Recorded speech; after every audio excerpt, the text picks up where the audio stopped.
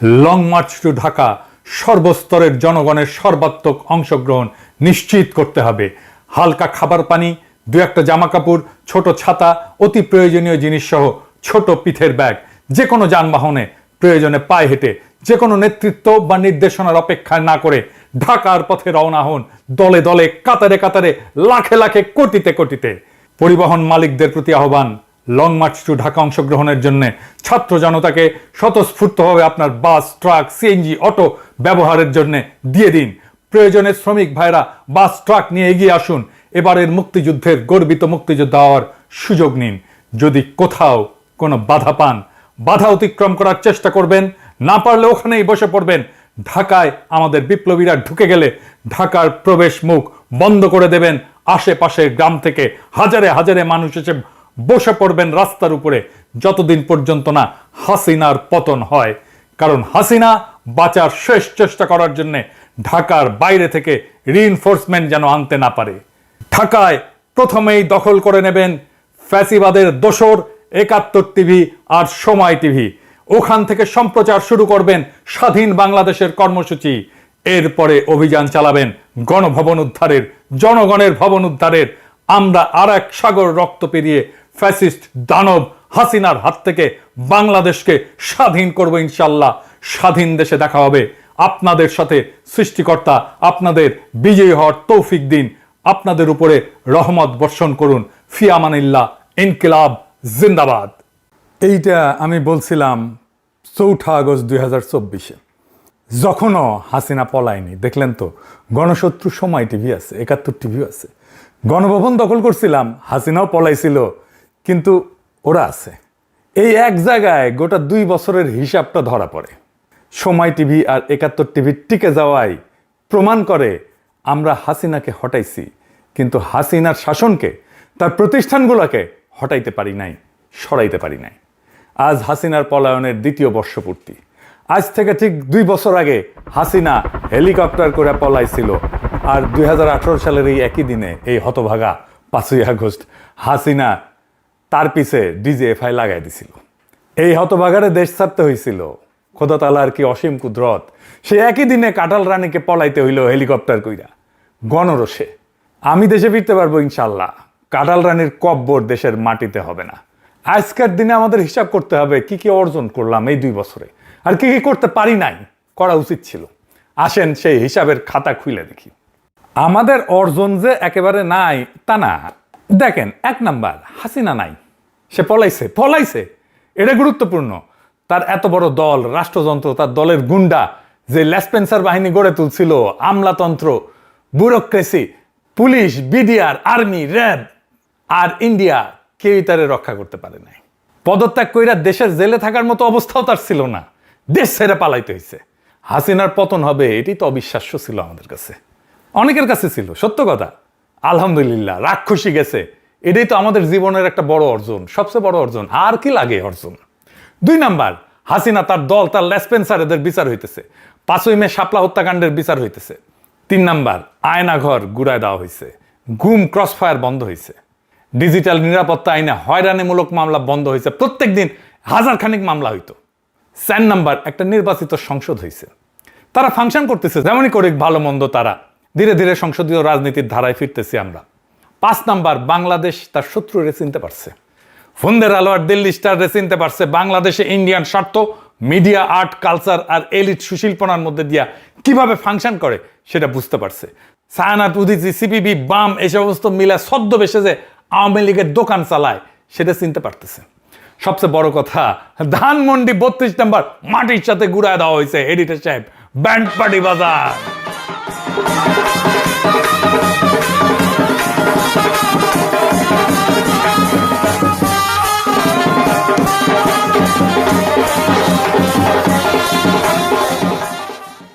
এইবার হিসাবের অন্য পিঠ। দেশের সব সংকট চইলা যায় নাই, কিছু সংকট বাড়ছে। আর ব্যর্থতাগুলা ৩টা জায়গায়, আমাদের নিজেদের ভেতরে, জুলাইয়ের শক্তির ভেতরে, আমাদের কালচারে আর ওদের প্রতিষ্ঠানে। জুলাইয়ের শক্তির ভেতরে ঐক্য নাই। আজ যখন এই ভিডিও রেকর্ড করতেছি তখন জাতীয়তাবাদী চাচ্চু দল নানা জায়গায় শিবিরের উপরে ঝাঁপে পড়িছে। হ্যাঁ, চাচ্চু দলের মিছিল দেখেন।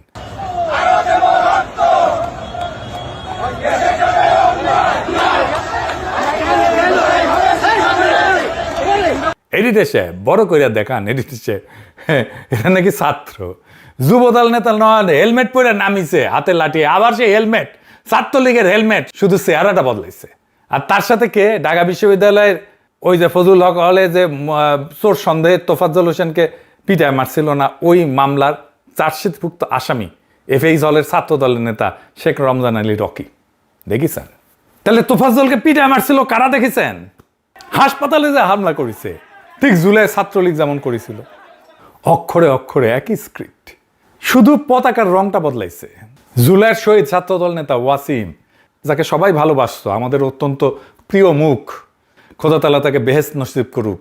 আজ সেই ওয়াসিম যেই মানুষটাকে ভালোবাসত, যার আদর্শে উদ্বুদ্ধ ছিল, আজ সেই মানুষটাকে বেরবিতে, রোকেয়া বিশ্ববিদ্যালয় রংপুরে অপমান করা হয়েছে।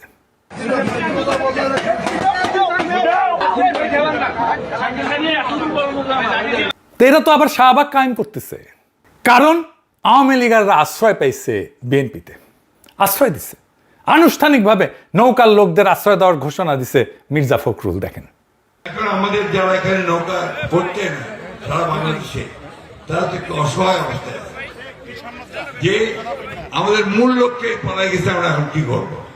তো সেই জায়গায় আমি আপনাদেরকে এইটুকু আশ্বাস দিতে পারি যে আপনারা কেউ হতাশ হবেন না, ধানের শীষ আপনাদের পাশে আছে, আমরা আপনাদের পাশে আছি।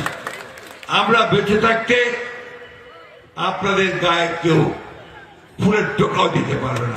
তারেক রহমান বলে আন্দোলনের সময় নাকি জামাত শিবিরে পাওয়া যায় নাই। হ্যাঁ, জামাত শিবির কয় নাই, বলছে গুপ্ত। শোনেন, আজকে অনেকেই দাবি করে, কারো নাম আমি উল্লেখ করতে চাই না, যাদেরকে একটি শব্দ, গুপ্ত একটা শব্দ ব্যবহার করলেই মানুষ, সাধারণ মানুষও তাদেরকে চিনে, তারা কারা। এদেরকে কিন্তু আমরা অনেক খুঁজেছি, তাদেরকে আমরা পাইনি, আমি পাইনি দূরে থেকে। আপনারা কি কেউ পেয়েছিলেন রাজপথে? তাদেরকে কিন্তু রাজপথে আমরা দেখিনি। 17 বছর বিভিন্ন জায়গায় আমরা তাদেরকে দেখিনি। শুনিছেন তো? তারেক রহমান এই মিছিলটা কারা করেছিল দেখেন।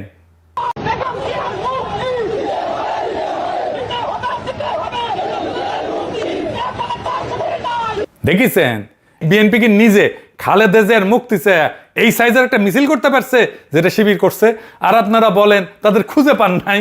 আশ্চর্য কথা। মজার কথা হইল, বিএনপির যে প্রিয় পত্রিকা ফন্দের আলো প্রসঙ্গে আসতেছি পরে, সে কইতেছে কর্মসূচি ঘোষণা করতো বিএনপি আর পালন করতো জামাত শিবির। দেখেছেন? আর তারেক রহমান বলে তাদের পায় নাই। তারেক রহমানের কে সমস্ত স্ক্রিপ্ট লেগে দেয়, আর নাকি তারেক রহমানের ডিমেনশিয়া হয়েছে কে জানে। শাপলা চত্বর কে করছে? মোদী বিরোধী আন্দোলন কে করছে? জামাত শিবির করছে। এখনো পর্যন্ত এই জুলাই নিয়ে যতটুকু পজিটিভ কাজ হয়েছে তার বেশিরভাগই এই শিবির করছে, ইউনিভার্সিটিগুলোতে করছে। যাই হোক, আর একটা অংশে আসি। কালচারালি আমরা জুলাই নিয়ে কতটুকু আগাইছি? কালচারালি আমরা এক পাও আগাই নাই। জুলাই কেন হইল? জুলাইয়ের স্পিরিট কি? এই নিয়ে আমরা ইন্টেলেকচুয়ালি, কালচারালি, ফিলোসফিক্যালি এক পাও আগাইতে পারি নাই। আপনি একটু পিছনে ফিরে তাকান। 1971-এ স্বাধীনতার পরে 2টা ল্যান্ডমার্ক সিনেমা মুক্তি পায়। চাষী নজরুল ইসলামের ওরা 11 জন। এটার মুক্তির তারিখ 11ই আগস্ট 1972। 1971-এর 16 ডিসেম্বরে বাংলাদেশ স্বাধীন হয়েছে, 8 মাসের কম সময়। সুভাষ দত্তের অরুণোদয়ের অগ্নিসাক্ষী, এটা মুক্তি পাইছে 72-এর নভেম্বরে। 1 বছর হওয়ার আগেই 2টা সিনেমাতে হিউজ লজিস্টিক্স থাকছে, কারণ যুদ্ধের দৃশ্য ছিল, গোলাগুলি ছিল, সেনাবাহিনীর সাহায্য নিতে হয়েছে, আগ্নেয়াস্ত্র নিতে হয়েছে, গুলিগোলা লাগছে চিত্রায়িত করতে। সদ্য যুদ্ধ বিধ্বস্ত শূন্য কোষাগারের একটা দেশ এটা করছে। আর আমরা 2 বছর জুলাই নিয়ে একটা ল্যান্ডমার্ক সিনেমা দাঁড় করাইতে পারলাম না। যদিও 1.5 বছর ধরে ইউনূস সরকারের সাংস্কৃতিক উপদেষ্টা ছিল একজন ডাকসাহিত্যে চলচ্চিত্র নির্মাতা। এই হতেছে আমাদের কালচারাল অ্যাসেট বানানোর হিম্মত। আর এই জন্যই আওয়ামী লীগ জুলাইকে আক্রমণ করার, জুলাইয়ের শক্তিকে আক্রমণ করার সাহস পায়। যেই ঘটনার নিজস্ব স্মৃতি নাই, কালেকটিভ মেমোরি নাই, নিজস্ব ছবি নাই, নিজস্ব বয়ান নাই, তার বয়ান শত্রু লিখে দিবে। তাই হইতেছে, তাই হবে। আর যারা লিখতে পারতো, যারা এটা করতে পারতো, তাদেরকে কাছেই ঘিরতে দেয় নাই, আমারে তো দেশেই যাইতে দেয় নাই। এখন গর্ত থেকে বাইর হইতেছে 111-এর কারিগরেরা, আস্তে আস্তে গর্ত থেকে বাইর হইতেছে। এই যে হোসেনি জিল্লুর মাদার আওয়ামী ফ্যাসিবাদকে ক্ষমতায় আনিছিল 111 কইরা। 111-এর সবচেয়ে ক্ষমতাবান উপদেষ্টা ছিল। এখন বাক্য যার ইচ্ছে, ইউনূস সরকার নাকি ক্ষমতার লোভ তৈরি করে দিয়ে গেছে ছাত্রদের। হ্যাঁ, এই মতি জিল্লুর গংরা ভাবে জান দিবে তরুণেরা, দরিদ্ররা, মাদ্রাসা ছাত্ররা মজা লুটবে ক্ষমতার তারা। এই একই অপরাধে প্রথম আলোর ভূমিকাও বিশাল। আমি হাসিচ্ছি, ব্যাপক অপপ্রচার চালায় ইন্ডিয়া অনুসারী সংবাদ মাধ্যমগুলা 2007-এ 1/11 করছিল, পটভূমি তৈরি করে দিছিল 1/11 বয়ান তৈরি করে দিছিল, 1/11 সরকারও ছিল তারা। আজ তারা সবাই মিলে ষড়যন্ত্রের নতুন জাল বিস্তার করতেছে। এই ধরিবাজ হোসেন জিল্লুর 2025 সালে সিআইএর নামে প্রতারণাকারী রাষ্ট্রদ্রোহী মামলায় আটক মাসুদ করিম চক্রের সাথে মিলা অন্তর্বর্তীকালীন সরকারের সময় জেনারেল ওয়াকারের উস্কানিতে কুকইরা নতুন একটা তত্ত্বাবধায়ক সরকার বানানোর ষড়যন্ত্রে লিপ্ত ছিল। প্রফেসর ইউনূসের সরকারে ঢুকতে না পাইরা এই শিয়ালের খাইশ হয়েছিল ক্ষমতার মসনদে বসার। হারাম জাদারে যেখানে পাবেন হাড্ডি গুড়া করে দেবেন, একেবারে গুড়া গুড়া করে দেবেন। এই বুড়া যেন এই বুড়াকালে মাজার হাড্ডি ভাঙার জন্য হাগামতা যেন করতে না পারে। এই গণশত্রুর চিনে রাখেন এডিটর সাহেব, এর সিল মেরে দেন, গণশত্রু আর জাউরা সিল মেরে দেন। এবার আসেন ফুন্দের আলোর শয়তানি দেখি। এই ফুন্দের আলো কয়দিন আগে আয়নাঘরে কথিত বন্দিশালা কইছে। কি সাহস দেখেন! এরা জুলাই আন্দোলনটা জঙ্গির আক্রমণ মানায় দেবে ভুল কইরা, তারপর জনতার তীব্র প্রতিক্রিয়া টের পেয়ে বিন্দু মাত্র ব্যাখ্যা ছাড়া নীরব মুছে ফেলে। ঠিক যেমন ভুলবশত মেজর জাহিদের মতো বহু নিরীহ মানুষকে জঙ্গি তকমা দিয়ে দুনিয়া থেকে মুছে ফেলার খেলায় শরিক হয়েছিল। কি হয়েছিল মেজর জাহিদের জানেন? তারিখ ধরে ধরে বলি, মন দিয়া শোনেন। সেপ্টেম্বর 2016 মেজর জাহিদকে জঙ্গি সাজায় হাত করা পড়া অবস্থায় 16টা গুলি করা হয়। আর 2017 জানুয়ারিতে হাসিনা তার স্ত্রীকে জেলে পাঠায়। তখন ওনার 2 মেয়ে, বড় মেয়ের বয়স 7 আর ছোটটার বয়স 1 বছর মাত্র। আহারে, ছোট মেয়েটা মায়ের সাথে জেলে বড় হইতে থাকে, দুধের বাচ্চারে জেলে পাঠাইছে বাবারে মাইরে ফেলা। বড় মেয়ে মামার বাসায় বড় হইতে থাকে, জেলে মাকে দেখতে গেলে কান্ত মা বাচ্চাটা শুধু। 3 বছর পরে মিসেস জাহিদ জামিন পায়। জামিনের 6 মাসের মধ্যে ডিবি অফিসে তারে আবার ডাকা হয়। সেখানে আমেনা মহসিন এবং আরেকজন প্রভাষক ছিল ইন্টারন্যাশনাল রিলেশনের, নামটা জোগাড় করতেছি, তারে নানা রকম প্রশ্ন করে মিসেস জাহিদকে, আপনার কখন থেকে এই পরিবর্তন, কখন থেকে হিজাব পড়েন, আপনার হাজবেন্ড কি আগে থেকে এমন ছিল? স্বামীকে হাত করা পড়ায় মিথ্যা অপবাদে 16টা গুলি করছে, আর তার বিধবাকে এখন জেরা করতেছে সে হিজাব পড়ে কেন। এর কিছুদিন পর হঠাৎ করে আদালতে হিয়ারিং হয়, জামিন বাতিল হয়ে যায়। জামিন বাতিলের খবর শুনে ওনার মা অসুস্থ হয়ে পড়ে, মিসেস জাহিদের মা। বছর খানিকের মধ্যে মিসেস জাহিদকে আবার জেলে পাঠানো হয়। 2022-এ উনি যখন জেলে, তখন ওনার মা মারা যায়। জেলে থাকার কারণে শেষবারের মতো দেখতে যেতে পারেননি। আর মেজর জাহিদের বাবা মাও ছেলের শোকে মারা গেছেন, ছেলে খুন হওয়ার কিছুদিনের মধ্যেই। হাসিনা আমলে কত কষ্ট, এত যন্ত্রণার মধ্যে দিয়ে একটা পরিবার জীবনযাপন করছে। সবকিছু শেষ হয়ে গেছে এই পরিবারের। এডিটর সাহেব, এই ছবিটা একটু বড় করে দেখান, বড় মেকআপ করলে নিয়া মেজর জাহিদের ছবি। আমরা মনে করি আমরা অনেক ত্যাগ করেছি। এই পরিবারের কষ্ট যন্ত্রণা ত্যাগের কাছে আমাদের লড়াই কিছু না। মিথ্যা পদে হত্যা করা হয়েছিল, এখন মেজর জাহিদকে মরণোত্তর ব্রিগেডিয়ার জেনারেল করা হয়েছে। আলহামদুলিল্লাহ, মেজর জাহিদ মরে গিয়ে বাইসে গেছেন। কি পরিমাণে পারিবারিক, সামাজিক, মানসিকভাবে লাঞ্ছিত হয়েছে এই পরিবারটা। এমন একটা সুখের সংসার সারখার করে দিছে হাসিনা। আর হাসিনার এই জুলুমের বয়ান উৎপাদন করে দিয়েছে ফুন্দের আলো, দিল্লি স্টার কি শিরোনাম করছিল দেখেন জাহিদকে নিয়া। এই 2 অভিশপ্ত মিডিয়া মেজর জাহিদের খুনের বৈধতা উৎপাদন করছে। ফুন্দের আলো আর দিল্লি স্টার, এদের ক্ষমা নাই। ব্রিগেডিয়ার জাহিদকে সৃষ্টিকর্তা শহীদ হিসাবে কবুল করুন। কিন্তু এদের কিছু হয় নাই, ফুন্দের আলো, দিল্লি স্টারে কিছু হয় নাই। কোনো স্বীকারোক্তি নাই, কোনো গ্লানি নাই, কোনো অনুশোচনা নাই। এই মিডিয়া সন্ত্রাসের বরপুত্রদের কোথাও জবাবদিহি করতে হয় না। তাদের স্বাধীনতা অলঙ্ঘনীয়, পুত পবিত্র। আর এখন তারা ভিকটিম চাচ্ছে। পুড়ে যাওয়া ফুন্দের আলো, দিল্লি স্টার দেখায় দৈনিক নাগাসাকি, হিরোশিমা নাকি হয়েছে, ওইটা দেখায় সবাইকে আমরা ভিকটিম, আমাদের মারিছে। আয়নাঘরের মতো নৃশংস গোপন বন্দিশালার অস্তিত্ব প্রথমে অস্বীকারের চেষ্টা করছে, তারপর আবার ইনভার্টেড কমার মধ্যে রেখে মিথ্যা ছাপাই দিছে। এই খেলা চলছে 24 ঘন্টা। আসলে এই 24 ঘন্টা ধরে আমরা মাপছে আমাদের সহ্য শক্তি কতটা হজম করতে পারি। এইবার 24 ঘন্টার পরীক্ষা নিচ্ছে। ভাইবা দেখেন ভবিষ্যতে এই পরীক্ষার সময়সীমা কত দীর্ঘ হইতে পারে। কেউ তো ভাবতেছেন এই মতি মাহফুজ তো বুড়া একদম কয়দিন পরে জয় বাংলা হয়ে যাবে, এই কুকুরটি আর কয়দিন চালাবে, দিন বদলাইবে। না, ওরা যে কালচারাল ইনস্টিটিউট গড়ে তুলছে তাতে সবাই একটা ছোট ছোট মতি মাহফুজ। কেউ হয়তো শঠতায় মতি মাহফুজকে হার মানাবে। যে তীব্র ঘৃণার বিদ্বেষ থেকে ওরা কথিত শব্দটা উচ্চারণ করে, তা ওদের মজ্জাগত, ওদের মনের মধ্যে গভীরভাবে প্রতীত আছে। এইটাই পার্ট অফ 71-এর চেতনা। আমার দেশ যদি এরকম ভুল করতো, হাতে পায়ে ধরে মাপ চাইলেও আমার দেশের অস্তিত্ব থাকতো না। মাহমুদুর রহমানকে এতক্ষণে ভার্চুয়াল লিঞ্চিং করে দেওয়া হইতো। আর মতি মাহফুজের এই কথিত দুঃখ প্রকাশের যে নির্লজ্জ ভাওতাবাজি, তা জাইনাও জাতি কৃতার্থ।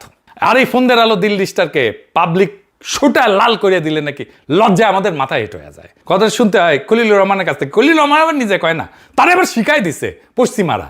শুনেন আবার ওটা নাকি স্বাধীন গণমাধ্যম। প্রথম আলো এবং ডেইলি স্টারের উপরে আক্রমণ, এই ধরনের আক্রমণ আমরা আগে দেখিনি। এটা ছিল স্বাধীন গণমাধ্যমের ওপর একটা আক্রমণ। আমাদের যে লজ্জা পাইতে হবে সেটা আবার পশ্চিমারা শিখাই দিছে খলিল।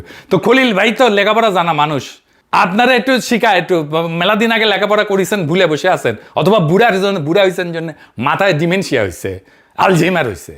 আপনার জায়গায় আমি থাকলে পশ্চিমাদের কি কইতাম সেটা শুনে রাখেন। পশ্চিমার তাদের কূটনীতিক এনজিওরা এসে যখন বাক স্বাধীনতা, মত প্রকাশের স্বাধীনতা, সংবাদপত্রের স্বাধীনতা নিয়ে লেকচার মারায়, আমরা তখন তাদের নিজেদের বানানো আইনটা কোনোদিন মনে করাই দিতে পারি নাই। নুরেমবার্গে টপ নাৎসিদের সাথে কাঠগড়ায় দাঁড়াইছিল জুলিয়াস স্ট্রাইকার। লোকটা নাৎসিবাদী পুরানো কর্মী। ওর একটা কাগজ ছিল ডের স্টুমার। যুদ্ধের ভয়াবহতম বছরগুলোতে তার হাতে কোনো রাষ্ট্রীয় ক্ষমতা ছিল না, সেনাবাহিনীতেও ছিল না, হলোকাস্টের পরিকল্পনার টেবিলেও সে বসে নাই কখনো। তার হাতে ছিল শুধু একটা পত্রিকা, আর ওই কাগজ চালানোর অপরাধে ওর ফাঁসি হয়েছে। কারণ সে নাজি শাসনের হিটলারের পক্ষে বয়ান উৎপাদন করছে ওই পত্রিকায়। স্ট্রাইকার নুরেমবার্গে উঠছে সম্পাদক হিসেবে। ট্রাইব্যুনাল তাদের দুইটা অভিযোগে বিচার করে, ষড়যন্ত্র এবং মানবতা বিরোধী অপরাধ। মানবতা বিরোধী অপরাধে দোষী সাব্যস্ত হয়। বলছিল সে হলোকাস্টের জন্য উস্কানি দিছে। এটাই রাজনৈতিক জাতিগত ভিত্তিতে নিপীড়ন, এটাই মানবতা বিরোধী অপরাধ। 16 অক্টোবর 1946-এ তাকে ফাঁসি দেওয়া হয়। ব্রিটিশ আমলে ভারতবর্ষে সংবাদপত্র, সাংবাদিক, এডিটরদের জেল জরিমানা করছে না, পত্রিকার ডিক্লারেশন বাতিল করছে না। এগুলো তো ইংরেজরাই শিখাই গেছে। ইংরেজ আমলে পত্রিকার বিরুদ্ধে একের পর এক আইন বানানো হয়েছে না। কাজী নজরুল ইসলামকে যে জেলে ঢুকানো হয়েছিল কি জন্যে? অসংখ্য সাংবাদিককে জেলে ঢুকানো হয়েছিল ইংরেজদের বিরুদ্ধে লেখার জন্য। ওরা নাকি আমাদের আধুনিক সভ্যতা শিখাইতে আসছিল। মতি মাহমুদ আইসা যখন কয় সাংবাদিক কেন ধরা হয়েছে, সাংবাদিকরা কেন জেলে, প্রশ্নটা ওইটা না। প্রশ্ন হইল গুম খুন যখন চলতেছিল তখন কে সে যাই না শুনে সেই খুনের জন্য বয়ান বানাইছে? কার কলমের ডগায় জঙ্গি তকমা লাগায় মানুষটা লাশ হইছে? 1/11 জঙ্গি নাটক, 16 বছরের বয়ান নির্মাণ, এইগুলার নথি আছে, তারিখ আছে। মতি মাহফুজকে কাঠগড়ায় তুলতে হবে। 1/11 কইরা বাংলাদেশে ফ্যাসিবাদ কায়েম, আর ফ্যাসিবাদের পক্ষে জঙ্গি বয়ান তৈরি করা হাজার হাজার মানুষকে গুম খুনের অপরাধে মতি মাহফুজের ফাঁসি চাই। এটা প্রতিশোধ না, এটা ওদেরই শেখানো সভ্যতা, পশ্চিমাদের শেখানো সভ্যতা। আর এইটাই ওরা সবচেয়ে বেশি ভয় পায়, কারণ এইখানে প্রেস ফ্রিডম বইলা চিৎকার কইরা পার পাওয়া যায় না। পার পায় নাই নুরেমবার্গে, মতি মাহফুজ পার পাইবে না। ওরা বাইসা থাকুক, দেখি ওদের গলায় ফাঁসির দড়ি না ঝোলানো পর্যন্ত আমাদের মুক্তি নাই। আর যতদিন বিচার না হইতেছে ততদিন ওদের টাকার লাইনটা কাটেন। যতদিন এটা হইতেছে না ততদিন এই দুই প্রতিষ্ঠান যাদের বিনিয়োগে চলে ওদের আর্থিক যোগানোর উৎস বন্ধ করে দিতে হবে। ফুন্দের আলো আর দিল্লি স্টারের মালিক হইতেছে ট্রান্সকম। ট্রান্সকমের সবচেয়ে বড় আয় আসে তাদের ওষুধ কোম্পানি এসকেএফ থেকে। ওখানে আয় করে এসকেএফে, আর ওইটা দুইটা পত্রিকা চালায়, ঢালে এইখানে বাঁচায় রাখে। এই কোম্পানির ওষুধ কিনবেন না, এইটা সাহেব লোগোটা বড় করে দেখায় দেন, স্ক্রিনে বড় করে ধরে রাখেন। আপনারা শুধু ওষুধের গায়ে লোগো থাকলে কিনবেন না। ডাক্তার প্রেসক্রিপশন লেখার সময় কইবেন এই এসকেএফের ওষুধ আমাদের দিবেন না, অন্য যে কোনো কোম্পানির ওষুধ দেন। ফার্মেসিতে গিয়ে বলবেন এই কোম্পানির কোনো ওষুধ আমাদের দিবেন না, খাবেন না, বাসায় থাকলে ফেলা দেন। আর ফুন্দের আলোর সাথে মিলে আর একটা কোম্পানি অ্যাওয়ার্ড দেয়, মেরিল। এই কোম্পানির কোনো পণ্য কিনবেন না। 10% বেচা বিক্রি কমলে এমনিতে ওদের শুকায় গুটা হয়ে যাবে। এই 2 বছরের খাতায় হাসিনা পলাইছে, বিচার শুরু হয়েছে, আয়নাঘর ভাঙছে, 32 নাম্বার ভাঙছে, একটা নির্বাচিত সংসদ বসছে। এগুলো ছোট জিনিস না, এগুলো এক জীবনের অর্জন।